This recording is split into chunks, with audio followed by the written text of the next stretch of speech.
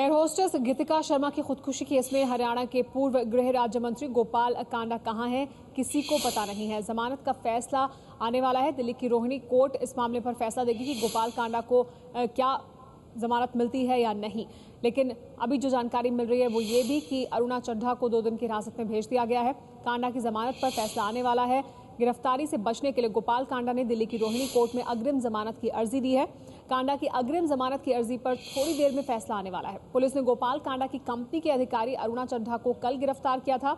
आज अरुणा को कोर्ट में पेश किया गया है। कोर्ट ने अरुणा को 2 दिन की पुलिस हिरासत में भेजा है। हम आपको बता दें कि देश के जाने माने वकील केटीएस तुलसी गोपाल कांडा का केस लड़ रहे हैं। दिल्ली की अदालत कुछ ही देर में, रोहिणी अदालत कुछ ही देर में फैसला सुनाने वाली है। जो अग्रिम जमानत की अर्जी लगाई गई है गोपाल कांडा की तरफ से, उस पर तस्वीरें आप देख रहे हैं। केटीएस तुलसी जो गोपाल कांडा के वकील हैं, गोपाल कांडा की तरफ से वकील हैं केटीएस तुलसी, वरिष्ठ वकील देश के जाने माने। और हमारे साथ इस पर और ज्यादा जानकारी के लिए एबीपी न्यूज संवाददाता प्रदीप श्रीवास्तव जुड़ गए, उनसे जानकारी लेते हैं। प्रदीप, अरुणा चड्ढा के बारे में जानकारी मिल रही है कि 2 दिन की पुलिस हिरासत में भेजा है। गोपाल कांडा की जो अग्रिम जमानत की अर्जी है उस पर क्या सुनवाई शुरू हो चुकी है, उसके बारे में क्या जानकारी है?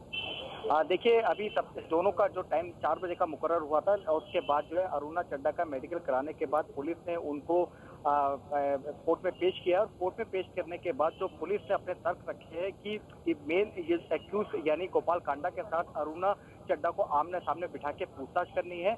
इसके अलावा कुछ ठिकानों पे दबिश डालनी है जिसके जो बिना अरुणा चड्ढा के मुमकिन नहीं है।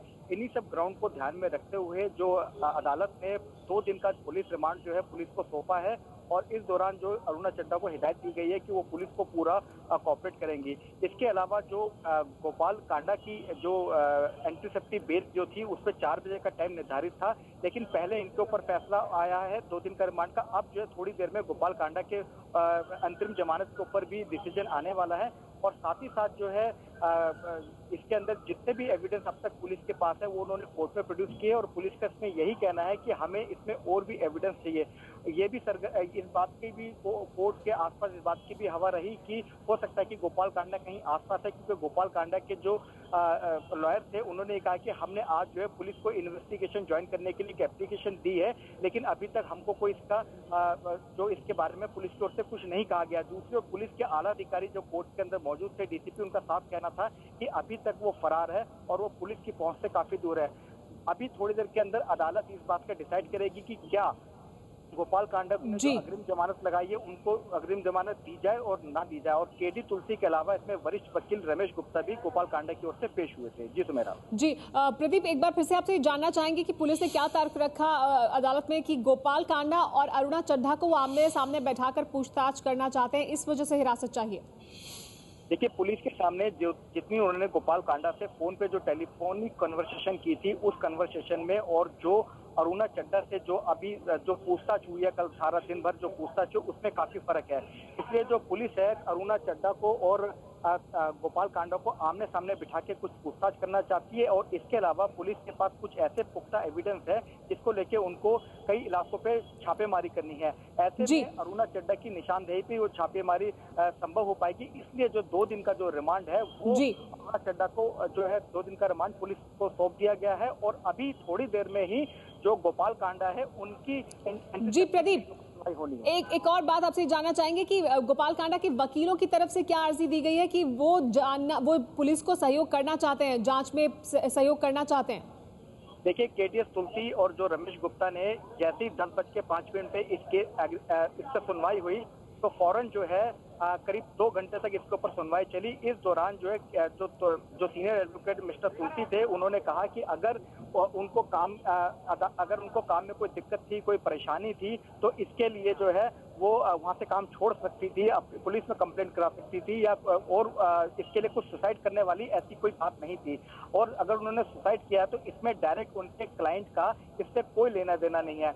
लेकिन इसके अलावा पुलिस ने जो एविडेंस रखे हैं, जो पुलिस ने तर्क रखे हैं कि ये उसको थ्रेट करते थे, ये उसको परेशान करते थे। और एक मेल जो 2 मेल जनरेट हुए थे, एक मेल जनरेट हुआ था जो कि एक गुड़गांव के एसएचओ के नाम पे अमीरात जहाँ पे वो काम करती थी कि ये बेड करेक्टर है ताकि वहां से उसकी नौकरी छूटी। दूसरा एक स्कैम की बात आई कि 50,000 रुपए का कोई घोटाला दुबई में था, उसके बारे में हमारे पास कोई नोटिस आया था, हमें उनसे वो साइन करवाने थे। इन सब बातों को लेकर 2 घंटे बहस हुई। दिल्ली पुलिस ने खास तौर से गौर करने वाली बात है कि स्पेशल सेल के जो पब्लिक प्रोसिक्यूटर थे राजीव मोहन, उनको उन्होंने यहाँ पे अपेयर किया। खुद डीसीपी ने जज के सामने पूरे केस के लिए पूरी बहसबाजी की, पूरा तर्क रखा। डीसीपी के तर्क राजीव मोहन जी प्रदीप, तो आप नजर बनाए रखें क्योंकि कुछ ही देर में गोपाल कांडा को क्या यहाँ पर जमानत मिलती है, यानी इसका फैसला भी आ जाएगा। अरुणा चड्ढा को तो 2 दिन की हिरासत में भेज दिया गया है। हम इस खबर पर लगातार बने हुए, लेकिन पुलिस ने क्या जानकारी दी है इसके बारे में, आइए वो भी आपको बताते हैं। We are searching for him. We are searching for him. We are behind him. We will arrest him. So he was giving television interviews. He was in TV studios. We are doing it. Already 6 teams have been dispatched. He is absconding. He फरार है अभी. हम उनको पीछे हैं, arrest करेंगे। गीतिका के भाई अंकित शर्मा का कहना है कि पुलिस पहले कार्रवाई कर लेती तो आज ये नौबत नहीं आती। कोर्ट पे तो पूरा विश्वास है, पर मुझे लगता है अगर उसको पहले अरेस्ट किया होता तो ये इस बेल की नौबत ही ना आती। उसको पहले कस्टडी में लिया होता तो बेल के लिए अप्लाई ही नहीं कर पाता।